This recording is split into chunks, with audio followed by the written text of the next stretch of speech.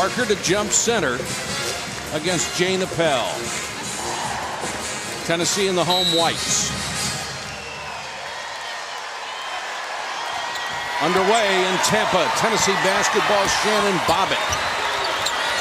Stanford opens man-to-man. Parker, the little double team of Gusty will get the first shot of the game. Short. Nice box out by Peterson, kept Parker away from the boards. This is a well-coached, fundamentally sound Stanford team. You will see 5 black jerseys look to find a body and check out, which with the rebounding prowess of Tennessee, you must do, Mike. Auguste was all over Wiggins. She gets free and knocks it down for 3. If they set a screen and she has any kind of opening, it could be over. Her influence goes beyond the points. Her basketball skills are extraordinary, but I think Rebecca said it well. It's her influence on the mental aspect of her teammates that's as important. Anasicki over Appel. Got it. That'll be an important factor for Tennessee if they can get some points from someone else other than Parker. Well, after the SEC tournament, Pat Summitt looked at Nikki Anasicki and said, I don't want you to hesitate from the free throw line or 15 feet. Shoot jump shots. Backdoor cut kicked out of bounds. Wiggins averaging 27.4 points a game in this tournament. Well, this is a simple dribble handoff, and it goes to the corner, back to Wiggins. Auguste, for whatever reason, and I'm not sure, just a breakdown, leaves Wiggins. Appel forced it up. Had Anasicki right in her grill. Auguste on the way back to Hornbuckle, the hero of the semifinal, with her only made basket. She gets her only made basket out of the way. First minute and a half into the game, instead of waiting till there was 7/10 of a tick on the clock forever. Nice give and go, and the easy layup for Goldon Woody. Nice pace to start the game by both teams. Both look confident and relaxed on the offensive end. Parker, nice catch. Anasicki again, this time from 19. Rebound to Wiggins. She averages almost 5 rebounds a game, even though she's only 5'11". They say 5'11 and a half. Stanford, a team that likes to run the triangle offense. They need each other to get shots. Appel on the lob. She's double teamed. Appel the other night looked about a half step slow. I think the game plan for Connecticut was to run her up and down the floor and get her wind involved. I expect that Tennessee will do the same.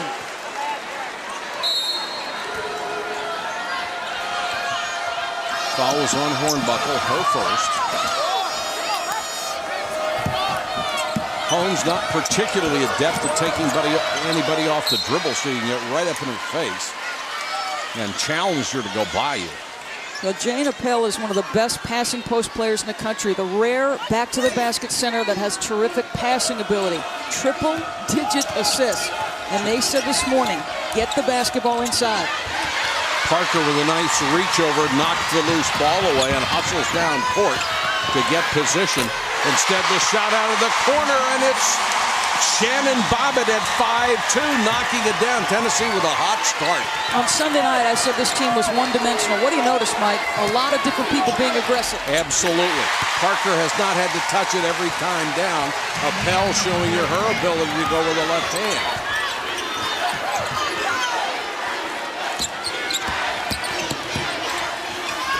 Parker forced that. She gets too many good shots to take bad ones. Tennessee, of course, in their man-to-man. Look for some back doors for Stanford. There's one. Wiggins went all the way under, leans back in. She forced the shot because Anasicki was waiting for it. Numbers for Tennessee. Bobbitt, same spot she hit the last one. That is her favorite spot on the floor. Pat Summitt encourages her constantly. Get to the corner, get your feet set, and use your ability to hit long-range threes. Only 3 other players have ever hit as many long-range shots as Bobbitt. Parker on the lob from Auguste. Well, she makes that look easy, but there are about 5 females in college basketball that can make that catch and finish. And she might do it better than any of them. Holmes nearly turned it over again. Remember, Stanford had only 1 turnover in the first half against Connecticut. They looked shaky after the first couple of minutes.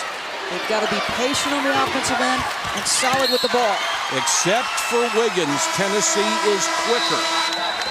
There's Shannon Bobbitt, 5'2", stick of dynamite for Tennessee. In the Final Four last year, important. Already out of the gates with back-to-back threes from her favorite spot on the floor. Look out, Shannon Bobbitt feels good. Stanford to inbound. Peterson gets her first shot. Tennessee, of their 12 points to start this game, 5 have come off 2 of Stanford's turnovers, and all 5 Tennessee starters have taken a shot, so much better balance on the offensive end. Holmes trying to get by, has a pull-up jumper, missed everything. Appel kicks it out to Poland, who was in for the first time. Poland nearly has it taken away. Why did that shot clock reset? Comes Anasicki, good hustle by Poland. I don't know. Well, that shot where Holmes didn't touch anything, that shot clock reset. Remember the issue we had with the clock on Sunday night? We'll keep an eye on that as we move forward. That one may have been operator error and not mechanical. But it clearly did not touch the rim. Harmon, number 33, is in for Stanford. Stanford right now cannot keep up with the quickness of Tennessee, and Tennessee with an enforced error there. No, that's exactly right. For J.J. Holmes and Rosalind Golden-Moody, Pat Summit's guards are much more athletic. They've got better speed, and this is what they want to do. After watching Connecticut have some success with pressure, they're going to show it off. Yep. Bobbitt, pull-up jumper, rimmed it out. Stanford cannot continue to turn the ball over and expect Tennessee to miss those shots. Appel. Anasicki reaches over the top and took it away. It's a jump ball. Possession arrow. We'll give it back to Stanford. Well, Nikki Anasicki is one of the most versatile defenders in college basketball. Pat Summitt believes she had a clean steal. It looks like initially she's playing behind, but as the ball comes in, she releases contact, makes a good strip, and Pat's got a good argument. Yes, she does. Wiggins may have to put it on her shoulders. She's not getting a lot of help.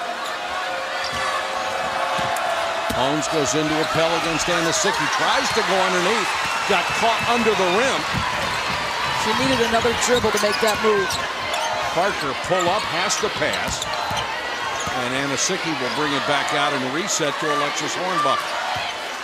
The fact that her teammates are making shots is going to make the best player in college basketball that much better. Let's see what Parker does.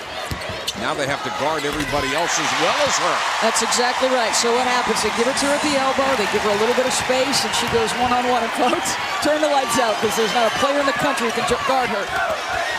Last Stanford basket came 3 minutes ago.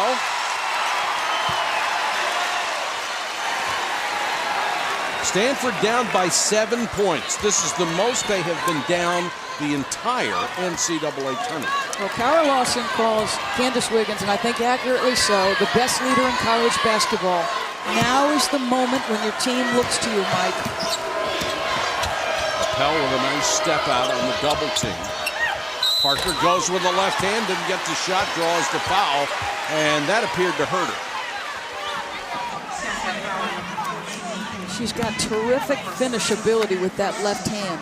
She does, when she takes it since the injury, pull up short. So don't bail her out with a foul in that instance. It's going to be a tough enough shot anyway. I'm even thinking, why does she go to her left hand? And since the injury, her shooting percentage has been way down. Look at the dramatic drop-off in free throw percentage. Well, the key, I think, for her, and we touched on this in the open, your left hand, your guide hand is what's important. Can she get it up? Let's watch the shot. Look at that. They're almost even. That's good form. And that's soft on the rim, much better than it looked the other night. Has the same stroke every time. Excellent technique. 15-7. Harmon sets the screen for Wiggins. Got that one off. Never had her feet set. Checking with Holly Rowe. Holly, what do you have? talking about Candace Parker's shooting numbers, how they're down. Well, when they started shoot-around today, she missed at least her first 10 shots. She looked horrible. She was getting frustrated, even a couple of, little cuss words here and there, but it changed. That shoulder loosened up, and guys, in the last 20 minutes of shoot-around, she hit 87 of 123 shots. That's 71%. Seems like the shoulder improves daily. Well, you just have to wonder how much of that, Holly, is her getting warm and getting some circulation in there and loosening the muscles up. Yeah, exactly right. And now some pressure again. Much better handle. They use Jane Appel at 6'4" in the middle of that pressure. But now you're trying to run the triangle, Mike, with 15 seconds on the clock. A lot tougher to do it. 7 to shoot now, and Wiggins will have to take somebody off the dribble. Runs into Anasicki on a double team. Fires over her just before the shot clock expired. Nearly made it, knocked out of bounds, out to Tennessee. Return to Augusta as ESPN celebrates one of the world's greatest events. Early round coverage of the Masters. Thursday and Friday on ESPN at 4 Eastern. And don't forget to watch the Masters Par 3 contest. That's tomorrow. Hornbuckle with a miss, knocked out of bounds. And out to the Cardinal. Let's remember this. This is a rematch from a game back on December 22nd, won in overtime by Stanford. This is a similar deficit that Stanford faced in that game. And Stanford right now working on a 5-minute drought. Appel against Parker. Nice reverse that time. Did not get caught under the hoop. And she takes that shot an awful lot. Anasicki thought about it. Parker double team. Nice help defense. Harmon had Appel, missed her. Now they've got Appel. She turns around with a jumper, rattles in and out. Here comes Parker. She's smooth or what? She will be the first pick in the draft tomorrow. That is a lot. How would you like to have 6'5" barreling down on you with that handle and that head of steam? That is difficult to contend with. What a drive by Bobbitt. Sweet crossover. This is a player who may be elevating her stock for that draft tomorrow. A little bit undersized, but 62 inches of pure dynamite and a terrific crossover. 8 points for her, and it's 17-9. Whistle and a pushing foul on Auguste off the ball. One on Alberta Auguste, one of 2 junior college transfers in the starting lineup for Tennessee. The Lady Vols off to a great start. All right, Scott, thanks very much. And a remarkable ovation for Bill Buckner at Fenway today. That was great to see. Peterson, nice dribble, nice drive, picks up the foul. Now, this is the player they call Sweet Pea. And Candace Wiggins calls her the big dichotomy because this is an unaffected freshman. Only a Stanford player would call their teammate the big dichotomy. That's absolutely true. Inside unfazed, but a fierce competitor, intense on the inside. McDonald's All-American a year ago. She's had double figures in 4 of the 5 NCAA games, including 17 points and 7 boards against UConn. She was a big factor and did it very quietly. In and out on the second one. Parker got a hand on it, but it was she who knocked it out of bounds. Great hustle by Jillian Harmon. Harmon, one of those glue players, had suffered through some injuries early in the year, but has had some time starting, and I thought did a terrific job in the semifinals. Wiggins inbound and threw it away. When you put Wiggins as the trigger man, it's tough to find somebody else with the quickness to get open. That's exactly right. You have got J.J. Holmes, who doesn't have the foot speed of Shannon Bobbitt. 7 turnovers so far for Stanford, a pace they can ill afford. Parker. Peterson's done a pretty good job on it, all things considered. Parker wants it low. Bad pass by Hornbuckle and picked off by the All-American Candace Wiggins. 5th turnover for Tennessee. Yeah, as I said, Stanford magnificent in the semifinal against Connecticut. Now remember, Connecticut did not come with pressure in that game until late. Appel kicks it out for the three. Holmes, who was huge against Maryland to allow them to get to the Final Four. The key about making stops for Stanford on this end is it doesn't allow Tennessee to get into their pressure, so they don't even have to worry about it. And therefore they can keep their turnovers down. Appel on Anasicki. Parker wants it low.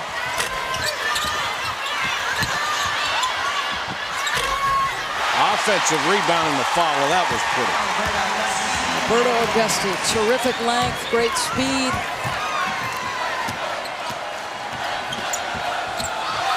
Augusti was in double figures only once in the tournament. That was against LSU. Hornbuckle got the ball and called a timeout. Appel went to the floor, thought she had a tie-up, but they gave her the timeout first. Stanford showing a little more spark.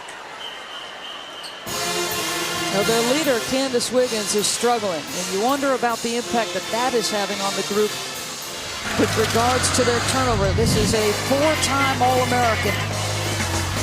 They obviously are giving her a great deal of attention. Two of their best defenders, Augusti and Anasicki, have both gotten looks on her. You can see it's a team defensive scheme because every time she comes off a screen or a dribble handoff, they are passing her along. 19-13 the score. Wiggins in the tournament averaging 27-4. She's been limited to just 3 points tonight. Only 5 players, by the way, have ever averaged better than 25 points a game and led their team to a national championship. She wants to join that select group.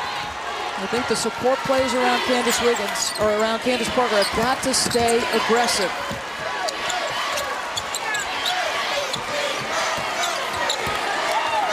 Parker will test her range. Anasicki. Remember what I said, Mike, at the start of this telecast. This is a team that must check out. You must find bodies and do a good job on the backboards. Tamara Vanderveer said that yesterday at practice. Guys, they were in the LSU game simply because of their rebounding. Harmon turned around and found a way to get between two defenders. Bob it back the other way. Here comes the All-American after another pick. 1-on-3, she'll take it in anyway. Missed the shot, and Anasicki with a rebound. Terrific job by Bobbitt to challenge without fouling. Bobbitt back the other way. Augusti was wide open, wanted the ball. Bobbitt didn't see it.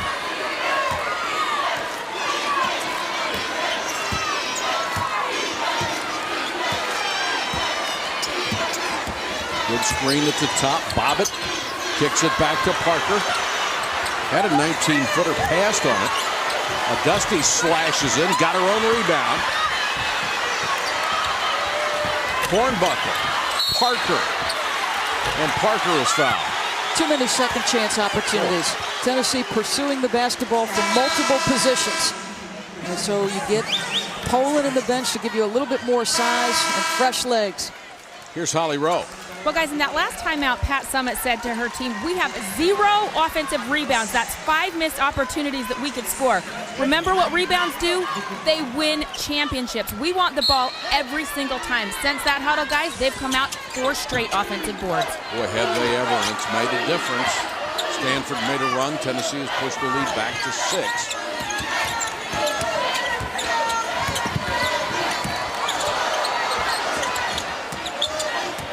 Augusti had Poland go right to the floor on that move and then fires up a poor shot from the baseline. Numbers, Appel. That's great hustle by Tennessee to get back. Vicky Ball came off the bench and sprinted the length of the floor to get there and knock it away. 7:46 to go first half. Lady Vols by 6. Tennessee with a first half lead, 21-15, Doris. Well, Stanford runs a triangle offense, and one of the things you can get out of it is post-isolation. Now, if you've got a quality passing center, even if there's convergence on the catch, which Tennessee is going to react to the ball as most defensive teams do, you can get the kick and an uncontested three-point shot. That is the triangle to perfection. When they don't turn it over and they run their offense, they've been okay. Nice job in the truck. That was beautifully illustrated. Parker, 5 points so far. Wiggins only 3. We said other people had to step up. Boy, have they. Yeah, I think, again, if you're Tennessee, you want everyone to keep that aggressive mindset. You do not want to become one-dimensional and strictly go to Candace Parker. Wiggins went baseline, drew the foul. Here's Rebecca. Well, Mike, understandably, Tara Vanderveer pretty fired up in that huddle. She said, I have no idea what team is in your uniforms. Then she said to Jane Appel, do one thing. Just box out Anasicki. Spread out and run offense. Shorten the passes. Set some screens. She doesn't want to see those kind of turnovers. Then Candace Wiggins was checking into the game. J.J. Hone said, am I out? And she said, no, you're coming out next because I have no idea what you're doing. But guys, remember, this morning in shoot-around, the team was lackadaisical at first until she led into them. They then responded. Hard to imagine, isn't it? You have to be lit up by your coach to get psyched for a national championship game, but those are the things that happen. You're thinking about different things and maybe not playing. Anasicki down the lane, had contact and just tossed it up there. But ball is there for another offensive rebound. On Thursday, the NCAA hockey semifinals come on at 6 Eastern on ESPN2. Boston College, North Dakota in semi number 1, followed by Notre Dame and Michigan in the second game. Complete results from the Frozen Four at NCAA.com, the home for all 88 NCAA championships. Let's not forget, Mike, there is no better educator than experience, and we are looking at a Tennessee team that has tons of Final Four experience. They've got the national championship from a year ago that they are defending and competing hard. You've got a Stanford team that hasn't been here since 1997. The coach obviously has 2 national championships, but these players are struggling under the weight of the game. Here's that full court pressure from Tennessee. Bjorklund is into the ball game. And that was kicked, so they'll get to keep it. Clock does not reset. It's at 26. While you're trying to get through this first 20 minutes, you need to stay attached if you're Stanford, meaning you need to be close enough at the half that you can get your legs underneath you, Mike, and then come out stronger in the second half. Gold on Woody gets it up and gives it to Holmes. They're going with a 3-guard offense right now. Harmon double team from behind. That's a jump. Anasicki. Tremendous defense, came from behind and just reached over. You have the feeling this is a Tennessee staff that was completely confident in their defense's ability to rattle Stanford, to get up in their grill and make plays. Well, this is one of those. Denial, Anasicki, who is terrific. Anasicki has guarded 5 different positions over the course of her career. That was a great grab there. 23-15. Augusti got by Peterson. Nice pass to Anasicki. Augusti, very unselfish, could have taken the shot herself, but Anasicki was standing there at point-blank range. Largest lead. Wiggins against the double team. Watch out. 5 seconds. Yes. Tennessee doing a sensational job on defense. 9th Stanford turnover. They've got 8 points off of them. And Augusti almost high-fived one of the referees who came over and was holding her hand out to indicate where she should be, and Augusti was ready to slap hands. 25-15. This is a danger zone for Stanford, down 10 at the 6:25 mark. Bobbitt. Bjorklund, who's been in a shooting slump, can't hit that one, and Appel with a rebound. At least once, one and done for Tennessee. Stanford just being overwhelmed by this defense. Appel had it knocked away. Gold on Woody, got it back. Offensive foul? No. Block. No, it is an offensive foul. Yeah, I thought so. That's what the call was. No, you were right. Or should have been. Well, this is a Stanford team that doesn't have the players that can go by you off the dribble, because the athleticism, the speed, the length of Tennessee is having an impact. And Candace Parker becoming a cheerleader. Getting a nice break. Anasicki, Wiggins reached in, then got a double team. And that's a travel. Good defense by Stanford, creating some problems. Well, the last 2 possessions, Stanford has come out of their man-to-man. They've gone into a 2-3 zone. They've been pretty aggressive with it. Tara Vanderveer said Tennessee will quick shoot the basketball. They will not have a lot of movement against that zone, so we'll see if for the final 41, Stanford is able to make some things happen with that zone. Stanford almost to its season's average here in the first half. Is it easier for Stanford to double team out of that zone? No, and it's not easier for them to rebound out of it either. That's what they have to be careful of. Appel, nice drive under pressure. Auguste got there, but Appel used the glass. She has a half dozen.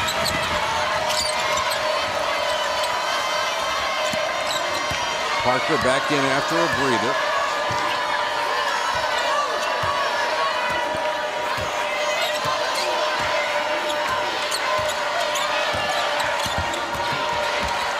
To shoot. Now 7 on the shot clock, out of bounds to Tennessee. Kayla Peterson is unaffected and a very smart basketball player. Watch her just shield so that her player, her teammate Jane Appel, can get a nice easy angle to the rim. Kind of stuff that never shows up in the stat sheet, but coaches love it, teammates love it. Parker wheels into the lane, she's fouled on the way in.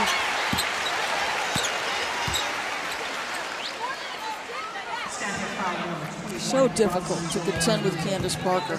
It is rare the player who at 6'5" has her skill set. For Pat Summitt, she has coached Cheryl Miller, Shamika Holtzclaw, Tamika catching some of the greatest in the game. But this woman at the free throw line, she says, is simply the best. Well, you think sometimes she is really deliberate with her moves, and you think, gee, isn't there somebody else out there 6'5" who's got some quickness? Well, of course not. She's going to be very tough to defend at any level. Well, she's already dominated on a stage in the World Championships where you had 10-year WNBA veterans, and every player, every coach will tell you that Candace Parker was the best player on the floor for long stretches. I think one of the reasons she looks slow at times is because she is just so smooth. Plays at her own pace. Yes, she does. Boy, Wiggins has got to really take over just like that. They're staying attached, and by that, this is not a deficit that isn't manageable coming out of the locker room. I just think it's so important for them to get in there and settle down a bit. Bobbitt getting instructions from Pat Summitt.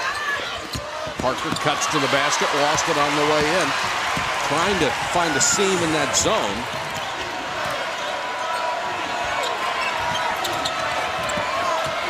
Holmes, nice dish.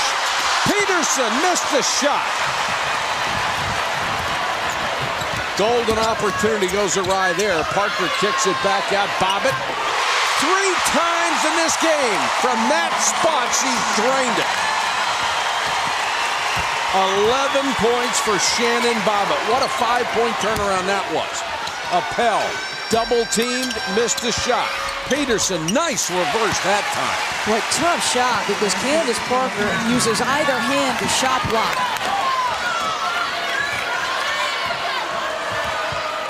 3:25 to go first half. The lead is 9 for Tennessee.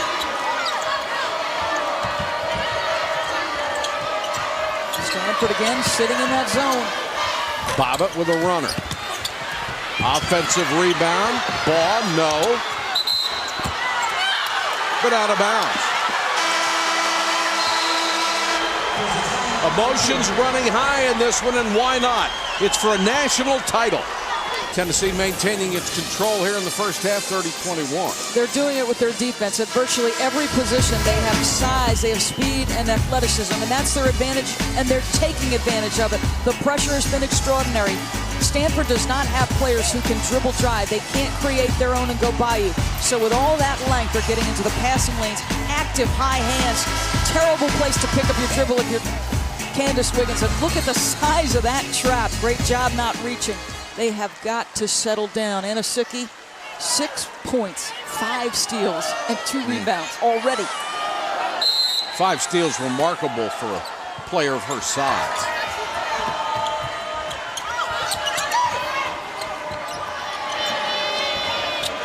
Bjorklund gets it at the top of the circle. Tries the runner. You just can't buy a shot lately. Auguste with the save. Almost. Turns it over to Stanford.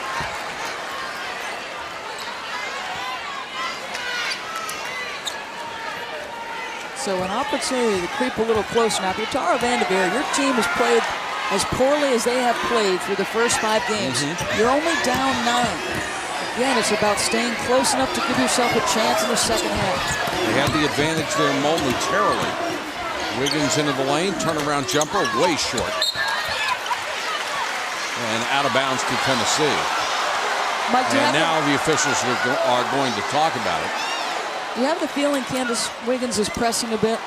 Totally. Yes. Now they changed the call, much to the disgust of the Tennessee bench and fans, but the referees working together. Appel.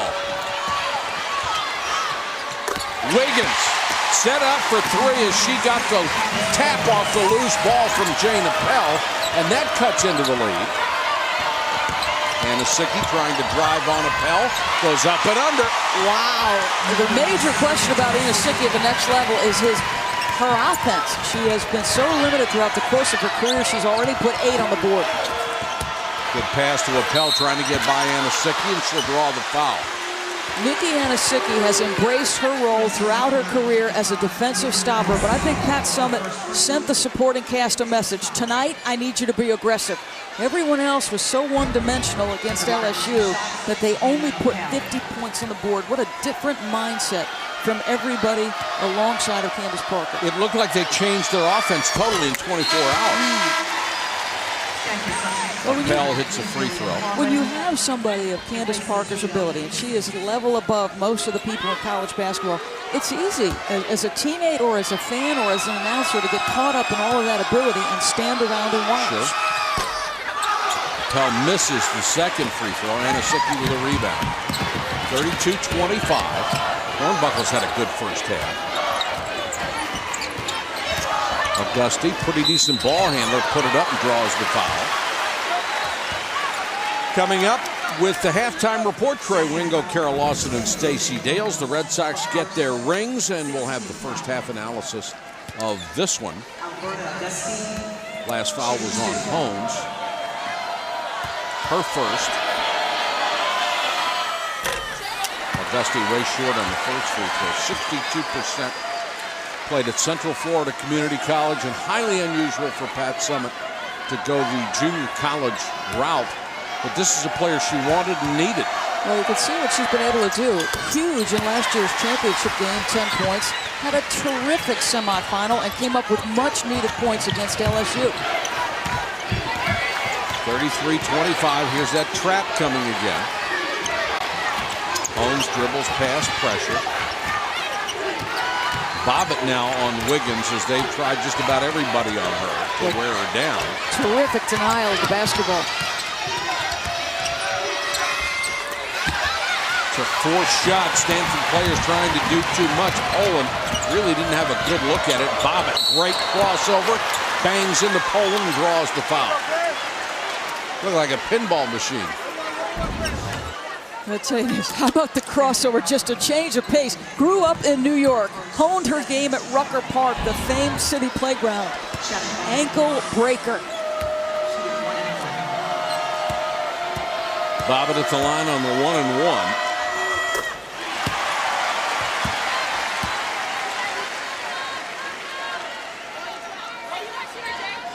She's a finalist for Nancy Lieberman's award as the best point guard in the country. Shortest player in their history. Shortest in terms of inches, but certainly not in terms of her heart. We found that short players can play. It's the ability, not the frame. You'd like them bigger. You'd always like them bigger, but you have to go with ability and heart. And another Stanford turnover. That's 13 in the first half. That is their game average. You don't need to help Tennessee.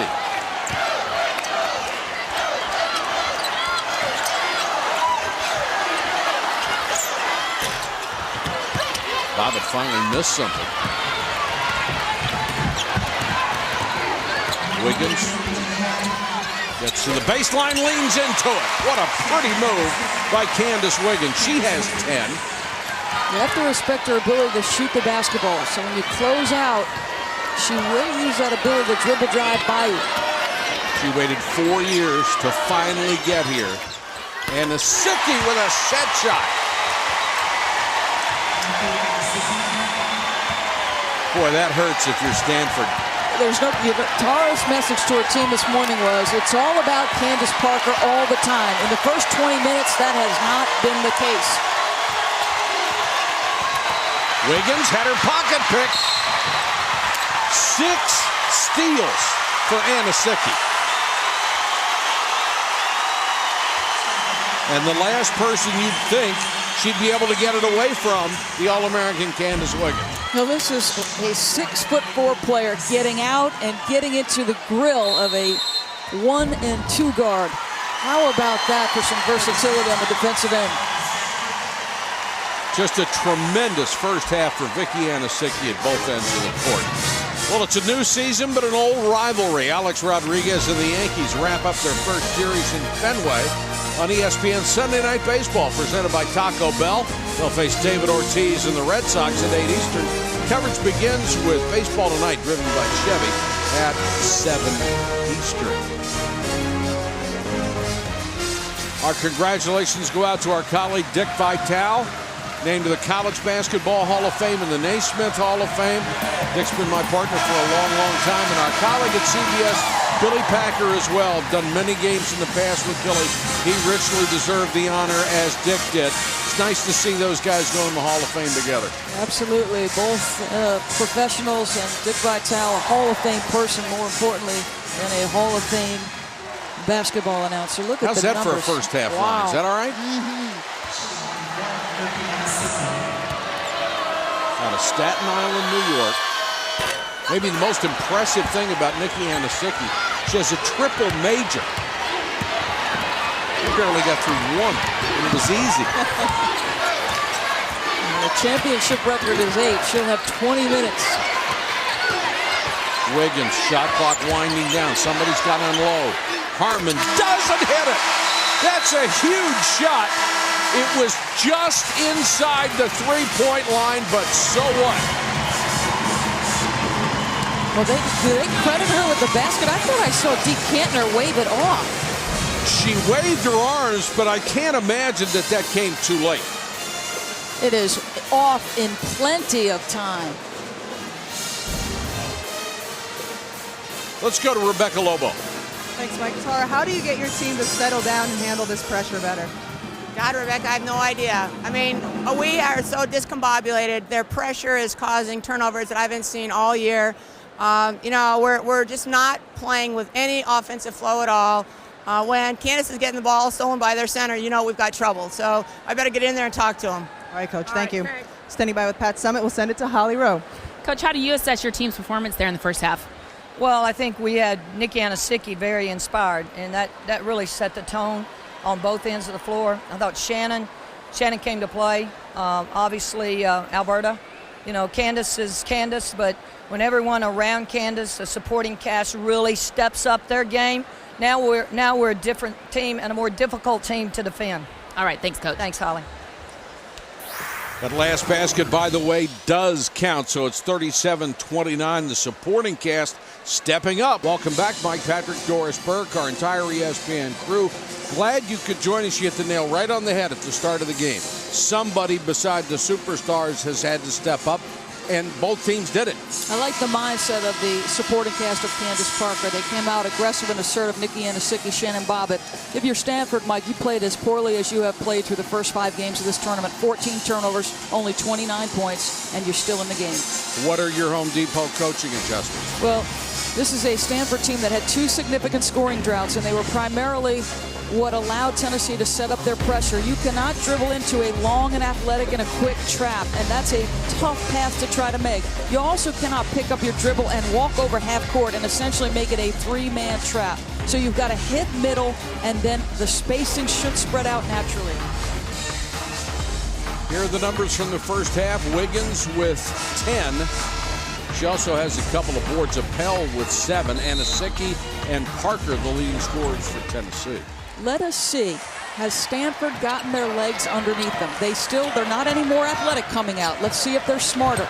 Peterson, nice pass, but Appel couldn't hold on. He's knocked out of bounds. That would have set up an easy bucket. Peterson and Appel have done a good job in this tournament passing to each other. Boy, Appel was wide open on the inbounds play, and Holmes didn't see her. Peterson, tough shot off the glass.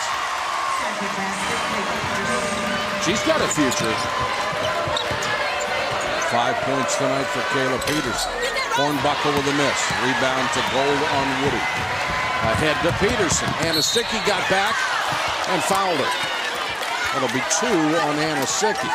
What your advantage is if you're Stanford is that triangle offense and your ability to get each other shots. And this was not smooth, but it was nonetheless unaffected play by a freshman who has extraordinary maturity. Peterson, 71% free throw shooter, makes the first. In the NCAA tournament, she is averaging a double-double, almost 13 points a game, 10.4 rebounds a game. She's done a terrific job. It's been a perfect compliment to Jane Appel because at 6'4", similar size, but she's made herself a perimeter threat at the behest of her coaching staff. Cut the lead to 4, coming out with a little burst to start the second half. They opened man-to-man. They went zone to protect Kayla Peterson with 2 personal fouls. Now they come out and go man-to-man again. Hornbuckle has to kick it back to Auguste, and she hit the shot in front of Wiggins. 5 for Auguste. You see the value of having somebody who can beat you off the dribble. Holmes all the way in.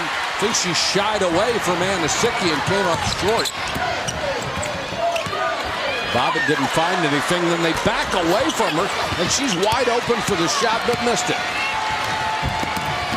Stanford trying to push, maybe get an easy basket or 2.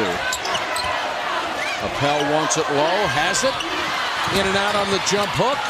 Loose ball, Appel goes to the deck, and it's out of bounds to Tennessee. Good hustle by the sophomore, and Hornbuckle, the Tennessee player who was down there after.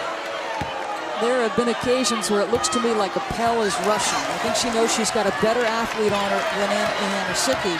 So, she needs to use her size, her strength to her advantage. Parker tries to dump down and throws it away. Thinking of Appel, she doesn't look nearly as gassed as she was in the semifinal. Got a little more energy. Part of that, you see kids come out early in the game and use up all that emotion. And adrenaline makes you tired, but she turns this one over easily. Bobbitt on the run, and that's a travel. Bobbitt had a 3-on-1 and didn't run it very well and committed the 10th Tennessee turnover. On the other end, Anasicki didn't get credit for a steal, but it was her pressure that forced Appel into a terrible pass. Gold on Woody, who has been invisible offensively. Parker reaches in, commits the foul. Her second. Nobody in real foul trouble in this game. Appel is critical for the hopes of Stanford in the second half. She's got to play better, and here's why. So much of the triangle is run through her. Tara Vanderveer at the start of the year said she was a young sophomore. She's got to be an old sophomore. Offensive foul on Wiggins. 2 on Candace Wiggins. And this is a pass from Appel who leads her right into the help defense. It's Appel who's got to have better vision. Typically, Appel looks opposite when she gets the ball in the middle of the floor, and that's where the better opportunity was.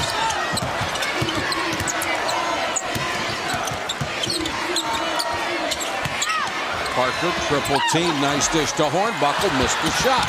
Anasicki had the ball tipped right to her. 12 for Nikki Anasicki. Holmes trying to get the ball, Parker right there to take it away. Terrible pass by Peterson, and even a worse job by Holmes. She was hardly moving at all. And no movement from the Stanford bench to get a timeout. Remember, no 10-second violation in women's college basketball. You can take as long as you want to advance it over half court.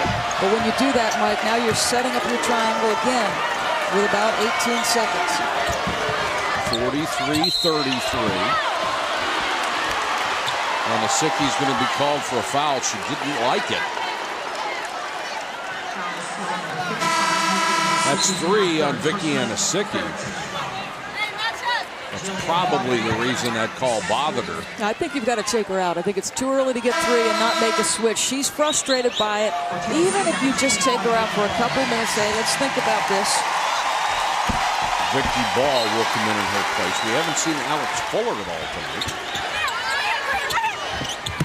Inbounds to Wiggins. Wiggins got away from her defender for the easy layup. Terrific cut. They are in deny all over the basketball floor, so you've got to make smart cuts. A dozen for Wiggins. Parker trying to face up on Peterson. Has really done a pretty good job tonight. Tennessee knows its advantages with its athleticism and its ability to pressure Stanford. And that's exactly what they go after when Candace Wiggins makes a terrific cut. Appel gets the foul on the double team.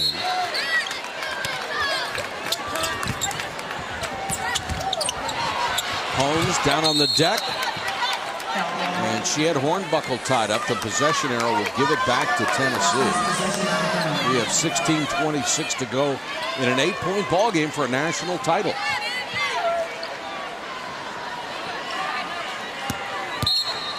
Used the phrase in the first half, staying in contact. They're still doing it.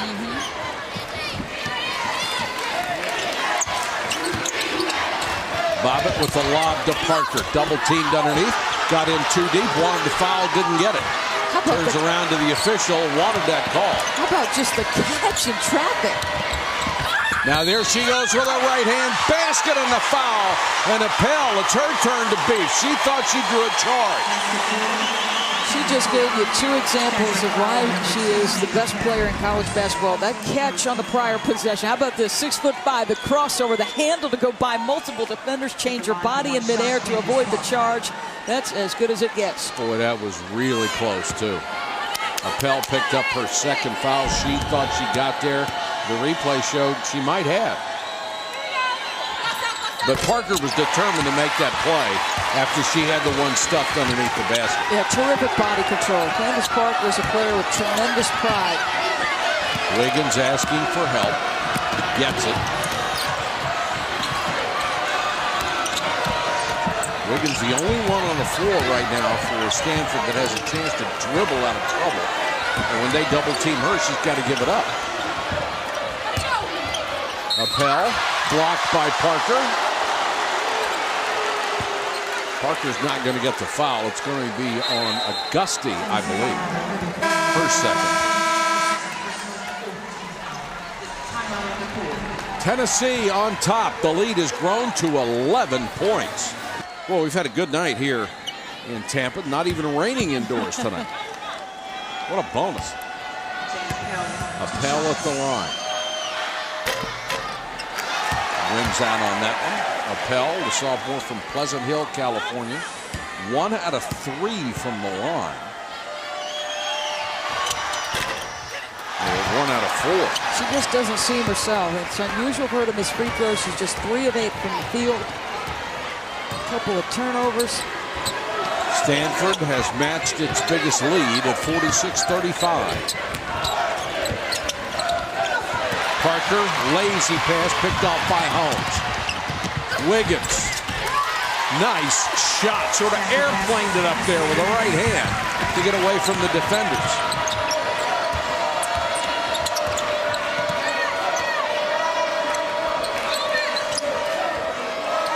Ball, 17-footer and got it. I like her future. This is a young woman who's got some ability. She's a Californian out of Sacramento. Yeah, she will get much more of an opportunity with Nikki Anasicki gone next year. Tons of talent in Vicky Ball. 18 turnovers now as that high pass got away.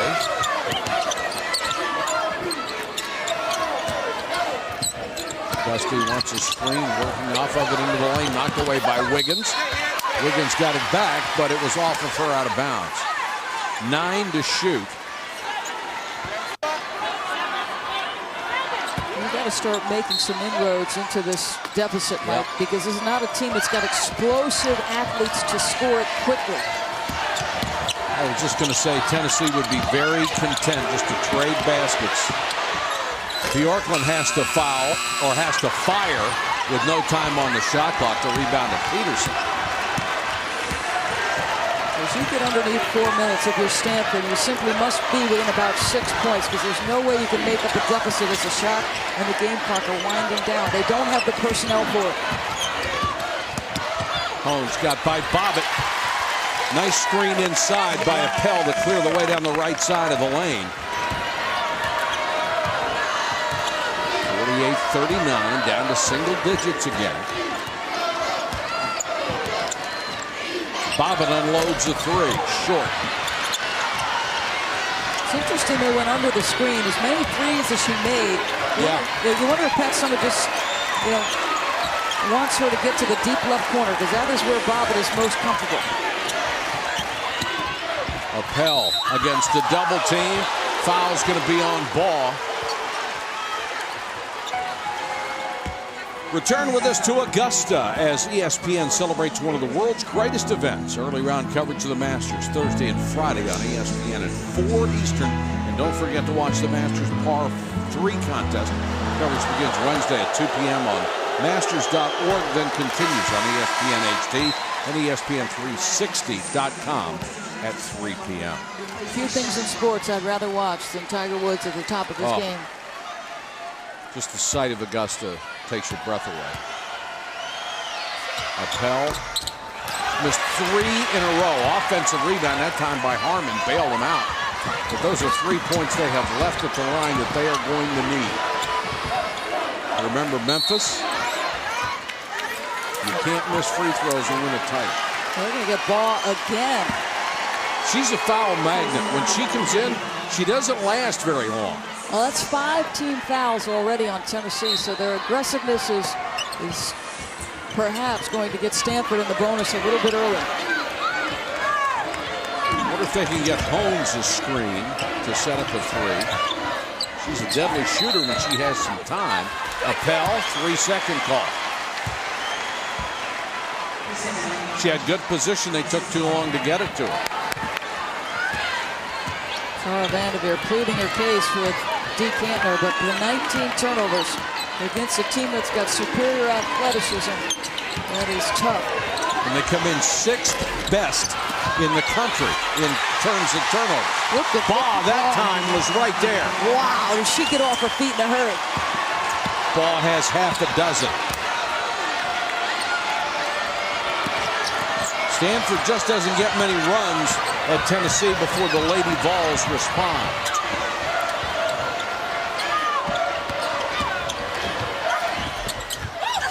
Candace with a miss. Ball with a rebound and a foul against Appel, I believe. There are 2 places where Stanford is losing this basketball game. Points off turnovers is one, and this is the other. Offensive rebounds and second chance points. Look at the athlete go up and get that. That is tremendous size at 6'4" and terrific hops. That's 3 on Appel, and there was no one even near her to block out. She had an uncontested look at it. 50-40. Tennessee maintaining control. Candace Parker back in the ball game. Augusta. Parker tried to keep it alive. Last touch by Stanford. So even when they're not getting the offensive rebounds, Stanford is not able to corral it. Right.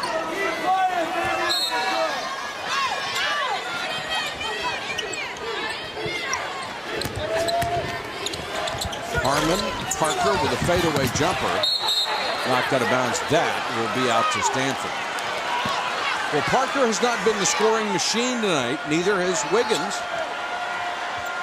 But the complementary players have done the job for Tennessee, something a lot of people didn't think they could. And that is turnover number 20. You do not have a chance to win with 20 turnovers in the first 29 minutes of the game. Scott, we have 11:58 to go in this game for a national title. Tennessee going for its 8th under Pat Summitt, and they have the lead at 50-40 over the Stanford Cardinals. Bjorklund, not shy about putting it up. She can't buy one. And her shots have looked good, too. Well, through the first 2/3 of the season, she was terrific, but it's been a struggle from that point forward.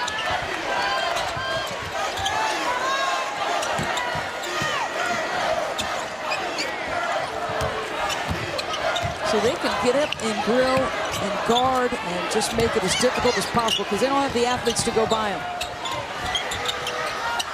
And there is a completely missed shot at the baseline by Peterson. Shot clock's going to expire, and they didn't realize it. Wouldn't have helped Wiggins too much. She was about 38 feet away from the basket anyway. There is no mystery why Tennessee is winning. If you look at the combined points off turnovers and their second chance points, those two categories, 13 and 18, it's 31-12 is their advantage.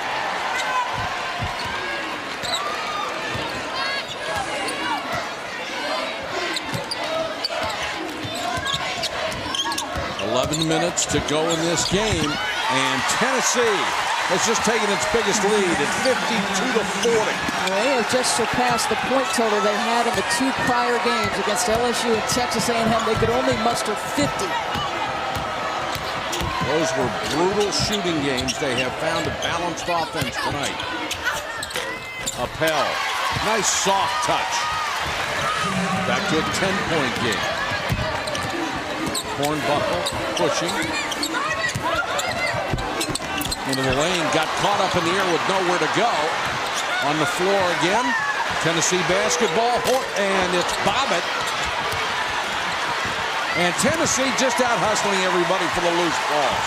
They're so much quicker than Stanford is at every position.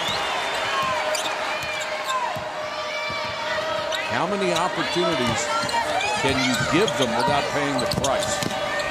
Hornbuckle again got caught up in the air. Tennessee making some mental mistakes they did not make in the first half. 12 turnovers against the Lady Vols, and Anasicki will be coming back in with those 3 fouls. If we were counting riding time in a wrestling match, Stanford would be at a major deficit. And what that means is their fatigue level is mounting because they've spent so much time on the defensive end of the floor. Wiggins got her isolated on the right side. Parker came over, great help defense. And now Parker 3-on-2. And we have a foul. Tennessee will go to the line. You know, the focal point of the defense has been on Wiggins. Alberta Auguste does a terrific job. Once Wiggins gets the angle, it's Candace Parker at 6'5" with tremendous length and an excellent ability to come over and block shots from the weak side. Parker very unselfish running that break, did the right thing, made the bounce pass. Peterson picked up her third personal.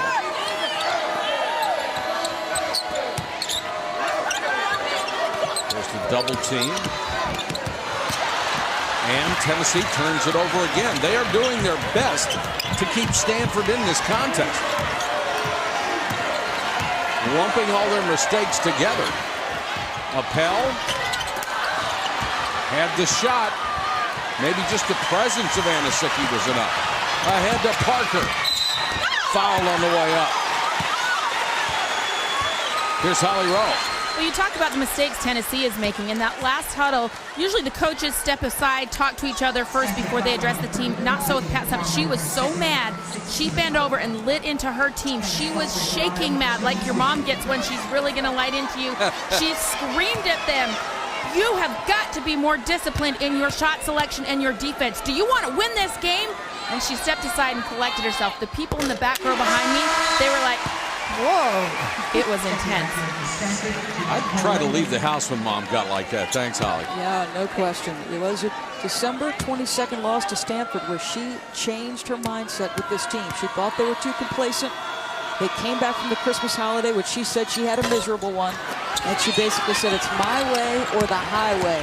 Did not speak to them in that first practice after Christmas. Everybody in the building was stunned. That's how angry Pat Summitt was. He's a tremendous coach and a tremendous motivator. Gold on Woodey. And Appel in there working hard, got a rebound and drew a foul. Stanford is going to have to make a stand here very, very soon. I agree with your point. If they go under 6 minutes and they're still down 10, 12 points, They don't have a way to get back. No chance. The makeup of her team is not conducive to being explosive on the offensive end in a quick amount of time. Appel has now missed 4 in a row at the line. She has not looked herself all night long. She's rushed at times with her back to the basket moves. 73.4% from the line as a free throw shooter. Yikes. 5 in a row. Those are huge points. And Mike, she was not feeling well this morning. And Tara Vanderveer kind of brushed it off. But you wonder if that's having an impact on her. Well, you would want to surmise that somebody who is that good a free throw shooter and that good a competitor is not going to miss 5 in a row for no reason. Poland was open, can't hit it. They have gone stone cold dry. Parker triple team. Auguste, offensive foul. Well, right now it looks like neither team is willing to take advantage of the other, and they're getting their opportunities. And that's going to be 4 on Auguste. Holmes will come back in for Stanford. Outstanding three-point shooter. Woody has that one kicked out of bounds. Tennessee is 8 minutes and 7 seconds away from becoming just the 4th team to be able to go back-to-back championships. USC did it in '83 and '84. Tennessee is a program who did it. They repeated, remember, in the mid-'90s, mid to late '90s, and then Connecticut did it. Appel with the left hand. And she's probably very happy that went in and there was no foul call. Yes. I don't think she wants to go back to the line right now. They cut it down to single digits again at 9. Stanford's going to have to make just about everything, I think, from here on in. Including a couple of threes, which Tara Vanderveer would tell you has been her advantage since they instituted that shot. Hornbuckle again made a mistake, got caught up in the air, had nowhere to go. Anasicki with the miss. And there's a travel on goal on Woodey. She did not see the pressure coming. She turned around and stutter stepped. Tennessee with a lot of ups and downs, but they have the lead at 9. And it's Tennessee basketball with 7:24 and counting. Dangerous pass, nearly a steal, ball with the left hand. The heir apparent to Nikki Anasicki, and oh boy. We can only hope it's not nearly as bad as it looks. She has made 2 or 3 plays now. You see the teammate Nikki Anasicki upset for the freshman. It's a very emotional situation, but something that this is easier said than done, but you have to eliminate as much of the emotion as you possibly can, the feeling of dejection you might have for the teammate, because you have work to do here. This is their 1-2-1-1. You trap. Peterson with a lazy pass, nearly picked off. Tennessee has just been all over Stanford tonight. And every 15 seconds they take off the clock gets them that much closer to another national title. Wiggins for 3. Air ball. Gold on Woody trying to save it, but could do no more than grab it and throw it out of bounds. Now, that was shocking to see Wiggins that wide open and miss everything. The all-time 3-point field goal maker in Stanford history. All-time leading scorer in the history of the Pac-10, a 4-time All-American. She would become just the 3rd of a select group of 4-time All-Americans to not win a national championship. And not getting here has bedeviled her throughout her career. In this tournament, she had 2 40-point games in order to get here. Ball is tipped out to goal on Woodey. 55-44. We're going under that magical 6-minute mark you talked about. Gold on Woodey. Terrible pass. Picked off by Parker. Just very lazy ball handling by Stanford.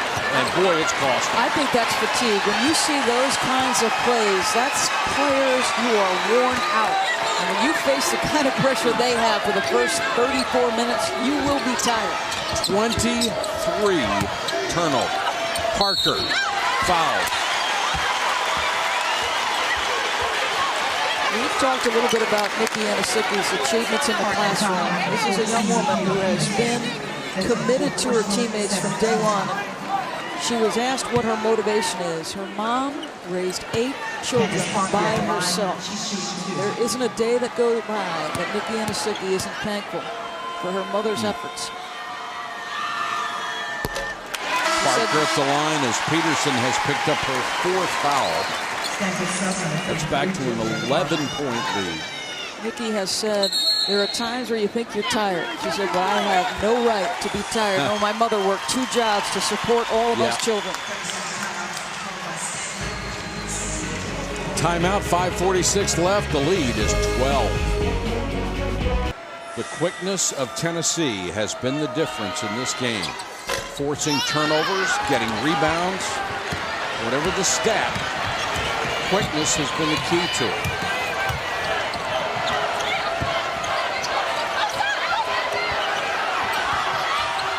Appel and Wiggins have been the offense. Holmes. Those are shots that have to fall for them. Peterson. Appel trying to screen a defender off, and Wiggins with a bad pass tossed it away. Smart play there by Hornbuckle. She could have had something one-on-one, decided to bring it out because the clock is in favor of Tennessee.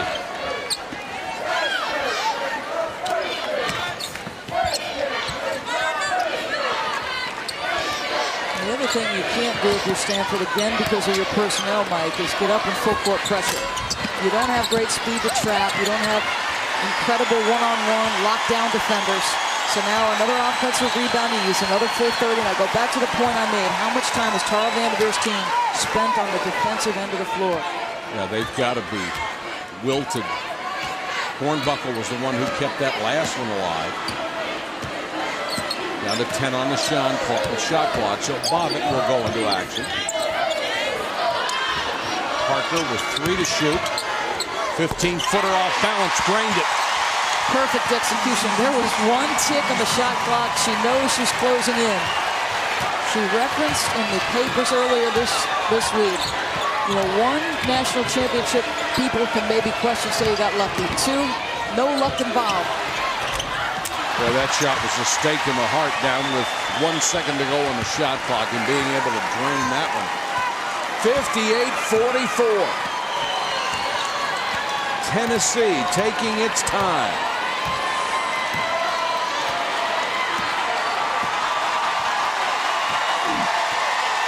And the Lady Vol fans can sense it's right there in front of them. Loose ball, Anasicki comes up with it just the way Tennessee has all night long. Shot clock will expire on this one as Bobbitt thought she drew a foul, but no whistle. Candace Parker is 3 minutes and 29 seconds from getting back-to-back championships and cementing her legacy as one of the best players in the history of women's college basketball. With 1 tick on the clock, she drains it. Tonight would make it 8, and they are only 3 minutes and 29 seconds away. Stanford has committed 24 turnovers tonight, their most since December of 2005. And it's been because of the Tennessee defensive pressure. Now they're not really looking for turnovers. What they're looking for is just for some clock to come off. Appel helping out on the press. So that was a softer kind of pressure than we saw early in the game. Perhaps somebody's just trying to get this clock to run. She doesn't want him committing fouls, no taking chances. Let's just get to the triple zeros. Didn't get here by accident, did she? No. It's extraordinary to think that this is a woman who will now have 8 national championships. She is getting closer and closer to 1,000 wins. This would make 983. How many has she lost? 182. You know, Mike, if you took her road winning percentage, and this is a woman who plays the toughest schedule in the country year in and year out, if you took her road winning percentage, she'd be in the top 10 among active coaches with a road winning percentage. Remarkable. There's her record. Inducted into a Hall of Fame, 13 SEC titles, 7 NCAA championships, 18 Final Fours, and she had 4 other Final Fours as an NAIAW, or AIAW. You're correct. I had an N in there. Which was the women's championship before there was an NCAA men's championship. You're exactly right. 19 State Farm All-Americas, 66 All-SEC players, 12 Olympians. Appel with a runner, nice shot. And on top of that, you can't help but like it. 2 minutes and 12 seconds left to go in this game. There's a foul as Stanford's only alternative try to lengthen this game. It's going to be a tough way to go out for the Wade Trophy winner, Candace Wiggins, who had waited her entire career to get to the Final Four in spite of great play. She gets to the championship game, but it looks like her team is going to come up short tonight. They're down by a dozen. Well, Tara Vanderveer said, I wanted to enjoy every single moment. I had an opportunity to coach this special young lady. Candace Wiggins will leave as the all-time leading scorer in the history of the Pac-10, surpassing none other than basketball legend Lisa Leslie. She's done it with an extraordinary spirit about her. She's made her teammates feel her success. Candace Wiggins has been an extraordinary college athlete.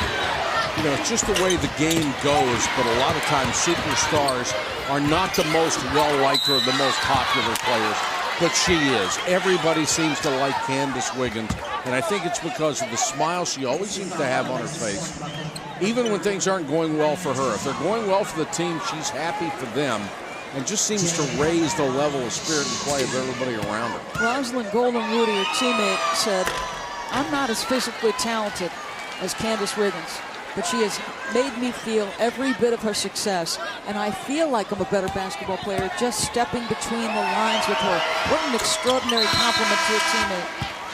Appel hits a couple of free throws. She has 16 points. And she was one of the players that had to step up tonight and has offensively. But Tennessee has shown too much balance.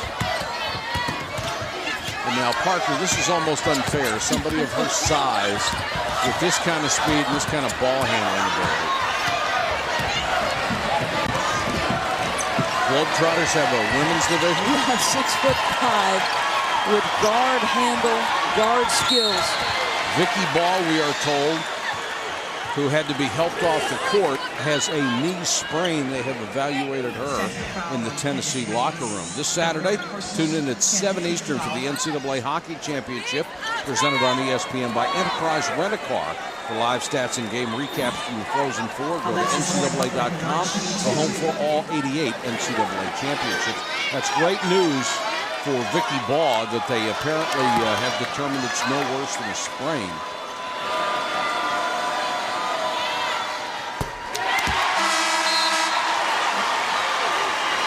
Parker tomorrow morning will be the #1 pick in the draft, and most people feel that Wiggins will be the #3 pick in the draft. And there is Ball coming back. She doesn't want to miss the end of this one. Great to hear it's just a sprain, Mike. Pat Summer asked her, you know, how is 8 different? You just keep racking up titles. I said, how is 8 different for you? And look at her. There's the emotion with the ball. She said, you know what, Doris? It's hard to win national championships in college basketball. It's really hard. But to go back-to-back is something incredibly special.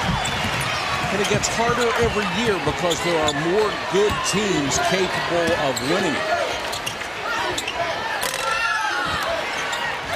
Just not Stanford's night, and Parker with a rebound draws a foul.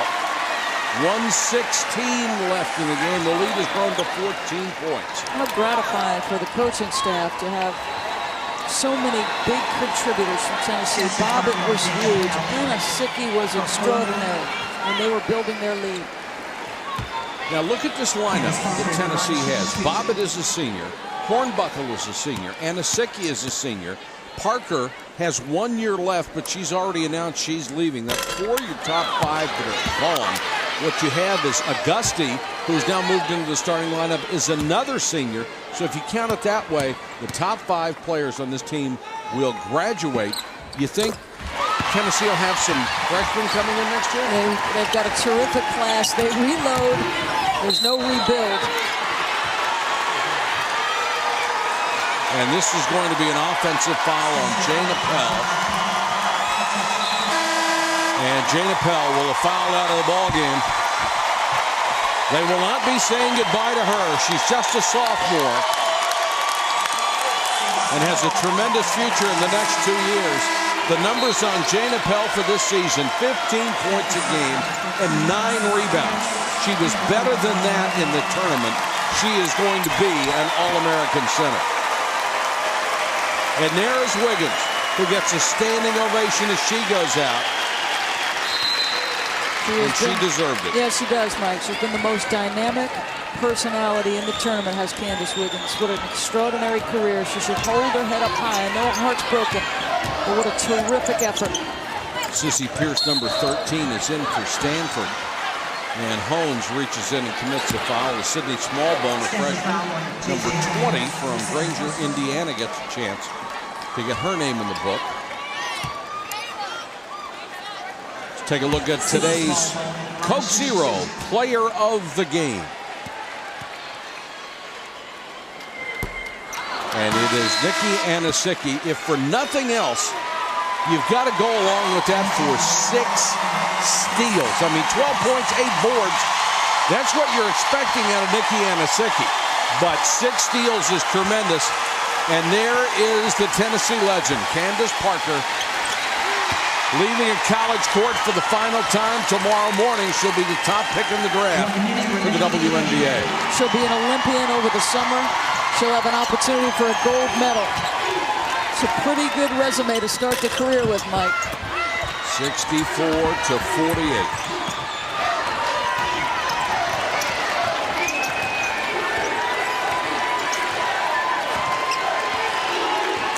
Under 40 seconds to go. The Tennessee fans have come to their feet. Pat Summitt hugs all around on the Tennessee sideline. They have earned their celebration. And Bobbitt will fire with 3 on the shot clock.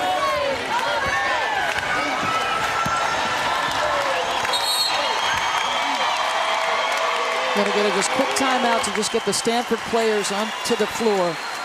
And that's a young Stanford team outside of Wiggins. They will return a good portion of their roster. Good to see Tara Vanderveer back in the Final Four. Won't be the last time either. 7 seconds to go. Tennessee basketball. Pat Summitt and Destiny have met 7 times before. Tonight is number 8.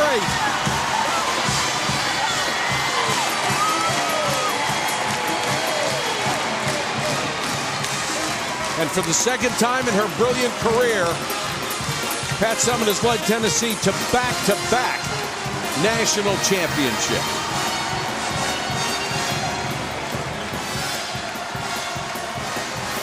And a class act. Absolutely. Goes over to Candace Wiggins, tells her an extraordinary effort in getting her team to the Final Four, but the most dominant program in women's college basketball adds yet another title. And the numbers for Pat Summitt, as young as she is, it is extraordinary to think what might come. 983 career victories, and 8 of those have been national championship games. A remarkable, remarkable career for a remarkable coach. Ready when you are. Here's Holly Rowe. Candace, a national championship tonight. What have the last 3 days been like for you? It's been an emotional last 3 days. Obviously, just rehabbing my shoulder, but it was all worth it to win a 8th national champion. We had a lot of critics throughout the year, and we just shut them up. How did your teammates set the tempo in the first half with their brilliant defense? Well, you know what? We challenged ourselves. We heard that we couldn't hold them under 50, and so we set out as our goal. We knew we were going to score a lot better than we did in the LSU game, and that's what we did. All right, thanks, Candace. Thank you.